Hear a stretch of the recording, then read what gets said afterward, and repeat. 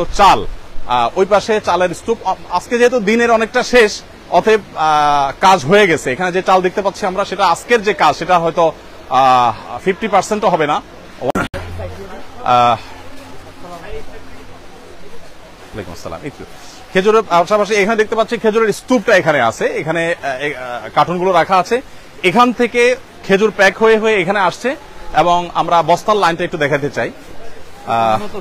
হ্যাঁ, একেবারে নরমাল খেজুর দিলে অনেকেই খেতে পারবেন না বা ভালো লাগবে না, সেজন্য আমরা মিডিয়াম কোয়ালিটি অন্তত যাতে এনশিওর করা যায় সেজন্য চেষ্টা করেছি। আলহামদুলিল্লাহ। আসসালামু আলাইকুম। আপনারা ক্লান্ত, রেস্ট করতেছেন? আচ্ছা আচ্ছা, ঠিক আছে ঠিক আছে। এইদিকে আমরা দেখতে পাচ্ছি এগুলো হলো আমাদের ডাল, মসুর ডাল। এগুলো কিন্তু আজকের, এগুলো আমরা যা দেখতে পাচ্ছি সব কিন্তু আজকের মালামাল। প্রতিদিন এর মালামাল প্রতিদিন আসে, এই সাইড থেকে ট্রাকে আনলোড হয়, প্যাকেট করার পর সেটা আবার লোড হয়ে চলে যায়। তো এদিকে আমরা দেখতে পাচ্ছি মসুর ডাল, সেটা 2 কেজির প্যাকেট এখানে ভর্তি হয়ে বড় প্যাকেজের মধ্যে সেটা ঢুকে যাচ্ছে। এখন আসর নামাজের বিরতি চলছে এবং পালা করে নামাজ কেউ কেউ পড়ে ফেলছেন, ইনশাল্লাহ বাকিরা পড়বেন। এখানে আমরা দেখতে পাচ্ছি এগুলো হলো চাল, ওই পাশে চালের স্তূপ।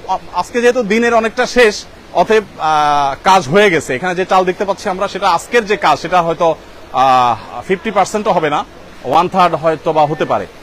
বাকি কাজগুলো আমাদের হয়ে গেছে। এগুলো সবগুলো কাজ হবে, আবার সেগুলো লোড হবে। এগুলো 10 কেজি করে চালের প্যাকেট এখানে আছে, যেগুলো এখানে স্তূপ আছে। তো ওই পাশেও চালের বেশ কিছু বস্তা আছে। এই লরিটা কি মাল লোড হবে না আনলোড হচ্ছে? এটা আনলোড। মাশাআল্লাহ, এই ট্রাক থেকে মাল আনলোড হয়েছে। আনলোড হওয়ার পর এগুলো প্যাকেজিং এর পর ওই পাশের ট্রাকগুলোতে লোড হয়ে যাচ্ছে। এদিকেও আমরা দেখতে পাচ্ছি বেশ কিছু চাউলের বস্তা আছে।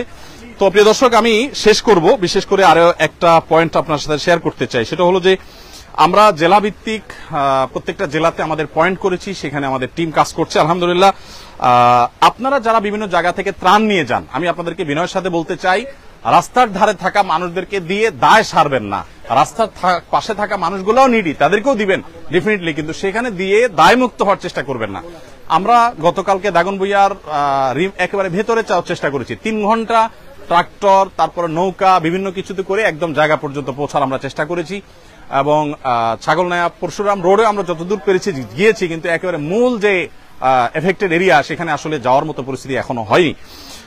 ঠিক একইভাবে আপনারা যারা কাজ করছেন, আমি বলবো যে সীমিত পরিসরে কাজ করলেও চেষ্টা করবেন স্থানীয় রিলায়েবল এবং বিশ্বস্ত মানুষদের সাথে কথা বলে তাদেরকে সাথে নিয়ে আপনি ভেতরে যাবেন এবং যথাসম্ভব রিমোট এরিয়াগুলোতে ঢোকার চেষ্টা করবেন। আল্লাহ তাআলা আমাদের সবাইকে তৌফিক দান করুন। সেখানকার পরিস্থিতি আসলে মানে একেবারে নিশ্চিন্ত হওয়ার মতো কোনো পরিস্থিতি তো নাই, বরং এখনো 4-5 দিন পর্যন্ত বহু পরিবার পড়ে আছেন বিভিন্ন জায়গায়, তাদের কাছে ত্রাণ পৌঁছানো দরকার।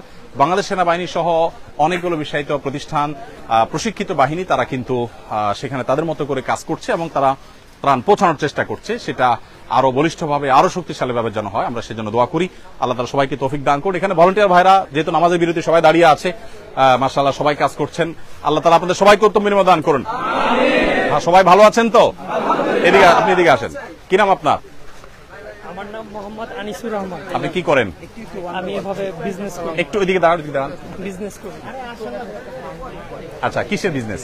আমার প্যাকেজিং বিজনেস আছে। আচ্ছা, আপনি কি ভলান্টিয়ার সার্ভিস দিতে আসছেন না ডোনেশন দিতে আসছেন? আমি ভলান্টিয়ার সাপোর্ট দিতে আসছি। মাশাআল্লাহ। আপনি কখন আসছেন আজকে? আমি আজকে আসছি জোহরের নামাজের আগে। আচ্ছা আচ্ছা, মাশাআল্লাহ। এই পর্যন্ত কাজ করেছেন? জি। বস্তা টেনেছেন আপনি? জি জি। কতগুলো বস্তা টেনেছেন আনুমানিক? আর চালের বস্তা প্রায় 300-র উপরে। কি বলেন, আপনি 300-র উপরে বস্তা টেনেছেন? আমরা সবাই সম্মিলিত। আচ্ছা, আপনাদের টিম আর কি, বুঝতে পেরেছি, গ্রুপ ওয়ার্ক। হ্যাঁ, সেটা বলেন। তো বস্তা তো টানতে নিশ্চয় অভ্যস্ত না? কষ্ট হয় নাই? হয়েছে, সবকিছু আল্লাহর জন্য। আল্লাহ তাআলা উত্তম বিনিময় দান করুন ইনশাআল্লাহ। ভাই, যেহেতু গ্রুপ করে নামাজ হচ্ছে, আমরা ইনশাআল্লাহ দ্বিতীয় গ্রুপ নামাজ পড়ে ফেলবো এখন, আর দেরি করবো না। কি নাম তোমার? আরিয়ান। হ্যাঁ, আদিলান আরিয়ান। মাশাআল্লাহ। কোত্থেকে আসছো? বনশ্রী। বনশ্রী থেকে। ওর আব্বু কি আপনি? আমি ওর বড় ভাই। আচ্ছা, আমি ওকে আজকে 2টা অপশন দিয়েছিলাম যে তুমি আসন্না ফাউন্ডেশনে যাবে না একটা পার্কে যাবে। ওর মাঝে